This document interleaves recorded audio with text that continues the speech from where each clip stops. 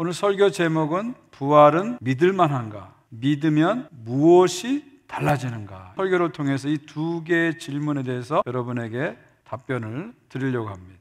고린도전서를 쓴 사도 바울은요, 한때는 부활을 종교적 사기라고 생각했어요. 그래서 이 종교적 사기를 퍼뜨리는 사람들을 잡아들이는데 자신의 인생 전부를 쓴 사람이에요. 그래서 멀리 다마스커스 외국에까지 가서 이 부활을 퍼뜨리는 사람들을 잡아들이는 일을 했던 사람입니다. 그랬던 바울이 어느 순간부터는 부활을 사실로 믿게 됐어요. 그러면서 자기의 전생애를 이 사실을 전파하는 데 사용합니다. 그리고 심지어 마지막에 가서는 이 부활의 진리 때문에 목숨까지 내놓게 되죠. 도대체 바울에게 어떤 일이 일어났길래 바울로 하여금 사기라고 생각했던 예수 그리스도의 부활을 분명한 사실로 받아들이게 했을까요? 고린도서 15장에서는요, 바울이 자신이 어떻게 부활을 믿게 됐는지를 우리에게 보여주고 있습니다. 내가 받은 것을 먼저 너에게 전하였노니 이는 성경대로 그리스도께서 우리 죄를 위하여 죽으시고 장사 지낸 바 되셨다가 성경대로 사흘 만에 다시 살아나. 예수님의 십자가 부활은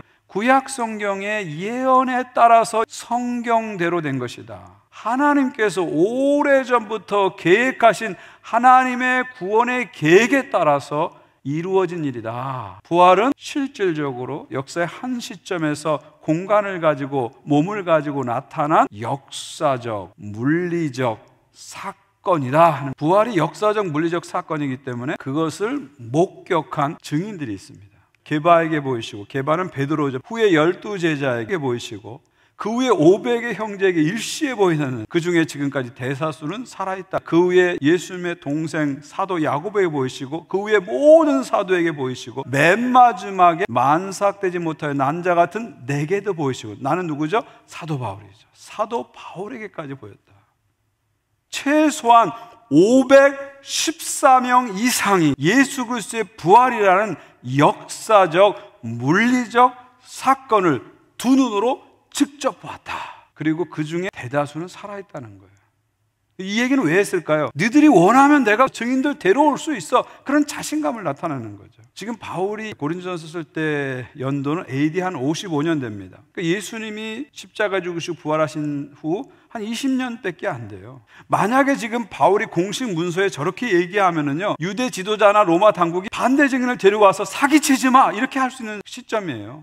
그럼에도 불구하고 바울이 이렇게 자신 있게 목격자 명단을 공개하는 건 뭐예요? 300명 이상의 실질적인 생존 목격자가 있다, 그런 얘기입니다. 무엇보다도 나도 봤다, 내 눈으로도 직접 부활하신 그리스도를 보았다 증거하는 거죠. 여러분, 사도행전을 통해서 우리가 바울이 어떤 사람을 알잖아요. 바울은 거짓말이나 사기를 칠 수 있는 그런 인격은 아닌 걸 우리가 분명히 압니다. 또 바울의 지적인 수준, 학력을 보게 되면요, 뻔히 들통날 사기를 칠 만큼 그렇게 어리석은 사람도 아닙니다. 그럼에도 불구하고 바울이 이렇게 확실하게 이야기하는 건 실제로 그가 부활을 목격했기 때문에 그런 거죠. 당시에 바울은 바리새인으로서 사회 기득권층입니다. 그런 그가 당시에 멸시와 핍박의 대상인 기독교인이 된 것을 더욱이 그가 그 진리를 위해서 자기 목숨을 내놨다는 것을 무엇으로 설명할 수 있겠어요? 예수 그리스도가 실제로 부활했고 그것을 바울이 목격했다는 것 외에 어떤 것으로도 설명이 안 됩니다. 사랑하는 성도 여러분, 부활은 사실입니다. 기독교 신앙은 페이스가 아니라 팩트입니다. 그래서 힘이 있는 거예요. 사실에서 나오는 힘이 있는 겁니다. 예수 그리스도는 부활하셨습니다. 무덤을 여시고 이기셨습니다. 그리고 지금도 살아계시고 영원토록 우리와 함께 하십니다. 두 번째 질문은, 이걸 믿으면 무엇이 달라지는가? 사도 바울은 고린도서 15장에서 전반부에서는 부활이 얼마나 믿을 만한가를 보여주고요, 후반부에서는 그것을 믿으면 우리에게 어떤 일이 일어난지를 보여줍니다. 20절을 한번 보십시오. 그러나 이제 그리스도께서 죽은 자 가운데서 다시 살아나사 잠자는 자의 첫 열매가 되셨다. 잠자는 자는 걸 죽은 자를 얘기합니다. 죽은 자의 첫 열매가 되셨다. 부활의 첫 열매가 되셨다, 이렇게 얘기하죠. 첫 열매는 대표 열매고 보증하는 열매죠. 예수 그리스도께서 부활의 첫 열매다, 이 말은 예수 그리스도를 믿는 사람들에게 똑같이 나타난다는 거예요. 예수 그리스도를 믿는 모든 사람들이 예수 그리스도처럼 영광스러운 몸을 입고 새 몸을 받게 될 것이다. 그것이 부활의 놀라운 결과입니다. 마지막 24절 보십시오. 그 후에는 마지막이니 그가 모든 통치와 모든 권세와 능력을 멸하시고 나라를 아버지 하나님께 바칠 때라. 모든 통치와 모든 권세와 능력을 멸한다. 이건 무슨 말입니까? 사단의 통치와 인간의 통치를 멸하신다는 거예요. 예수께서 오셨을 때, 재림하셨을 때는 불순종하는 인간의 통치, 저항하는 사탄의 통치가 더 이상 작동되지 않고 오직 하나님의 통치가 완전히 실현된 상태가 된다는 거죠. 하나님 나라가 완성되는 거죠. 여기서 나라라는 건 뭐예요? 바실레이아, 하나님 나라를 얘기하죠. 그때 하나님 나라를 성자 예수님께서 성부 하나님께 봉헌하신다, 그런 얘기입니다. 예수님께서 이 땅에 오셔서 십자가에 죽으심으로 왕이 되시고 다시 오셔서 모든 권세를 멸하시고 하나님 나라를 완성하시면서 이제 메시아의 사역, 하나님의 아들의 사역을 완성하시면서 그 나라를, 하나님 나라를 하나님께 봉헌하는 것으로 역사가 끝난다는 것입니다. 창조부터 종말까지 하나님의 전 역사가 완성되는 것입니다. 그리고 예수께서 우리 가르쳐준 기도, 나라가 임하옵시며 뜻이 하늘신 것 같이 땅에서도 이루어지다, 이 기도가 완전히 응답되는 것이죠. 기도가 완전히 응답됨으로 말미암아 이제 더 이상 그리스도와 함께 속한 자들은 수고할 필요가 없는 거죠.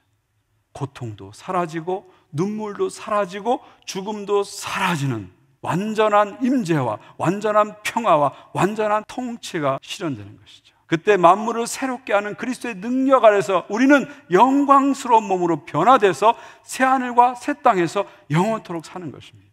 그때에는 하나님의 완전한 임재와 영광 속에 보좌에 앉으신 하나님과 어린 양을 향해서 영원토록 찬양하는 것이죠. 그리고 우리 앞에는 영원히 끝나지 않은 잔치, 파티가 펼쳐지는 거예요. 예수 그리스도의 부활을 믿을 때 우리에게 새 몸과 새 세계가 주어지는 거죠. 그래서 그 부활을 믿는 사람들은요, 죽음을 두려워하지 않는 거예요. 사망아 너의 이기는 것이 어디 있느냐, 사망아 너의 쏘는 것이 어디 있느냐 하면서 죽음에 대해서 담대해지는 것입니다. 그리고 세상의 역경과 고난에 흔들리지 않고 견고하게 서게 됩니다. 그리고 내가 하는 모든 일이 주의 일이고 이 주의 일을 통해서 하나님 나라가 이루어진 것을 확신하면서 그날이 가까울수록 더욱 주의 일에 힘쓰는 자로 살아가는 것이죠. 이것이 바로 부활을 믿는 자들의 삶의 모습입니다. AD 249년부터 AD 262년 사이에 한 20년 동안 로마 제국에는 키프리안 역병이라는 팬데믹이 있었습니다. 원래 이 역병은 이디오피아에서 시작됐어요. 그러던 것이 그리스로 넘어가고 시리아까지 와서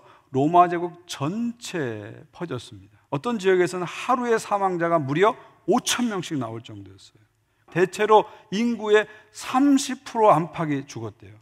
심지어 로마 황제가 20년 동안 2명이나 이 전염병 때문에 죽게 됩니다. 그런데 이 20년 동안 당시 크리스찬들은 가족들조차도 전염병 환자들을 버리는데 그 환자들을 극진한 정성과 사랑으로 돌보았어요. 그래서 그 당시 사람들이 이 당시의 크리스찬을 향해서 별명을 하나 붙여줬는데 바로 파라볼라노임. 그 뜻은 위험을 무릅쓰는 자다. 생명을 무릅쓰고 연약한 자들을 돌봤기 때문에 세상 사람들이 그들을 향해서 저들은 파라볼라노이 이렇게 부르는 것이죠. 놀라운 것은요, 당시에 통계를 보니까요, 오히려 환자를 잘 돌보고 장례를 잘 치러준 크리스찬 지역은 감염률이 뚝 떨어졌어요. 이 20년을 지나는 동안 로마 제국에 있는 많은 사람들이 크리스찬들을 진심으로 존경하게 됐어요. 그래서 이 팬데믹이 끝난 다음에 기독교는 엄청난 부흥을 경험했다고 합니다. 키프리안 역병이 거의 끝나는 260년에 알렉산드리아 주교인 디오니시우스는 그의 부활절 설교에서 우리 형제 그리스도인 대부분은 위험을 무릅쓰고 전염병 환자들을 보살폈고 그들의 필요를 채워주었으며 주님 안에서 그들을 섬겼습니다. 그리고 병자들과 함께 평안과 기쁨 속에 생을 마감했습니다. 우리 형제들은 환자로부터 전염병이 감염되자 그 아픔을 받아들이고 고통을 감내했습니다. 많은 이들이 아픈 자들을 간호하고 치유하다가 죽음을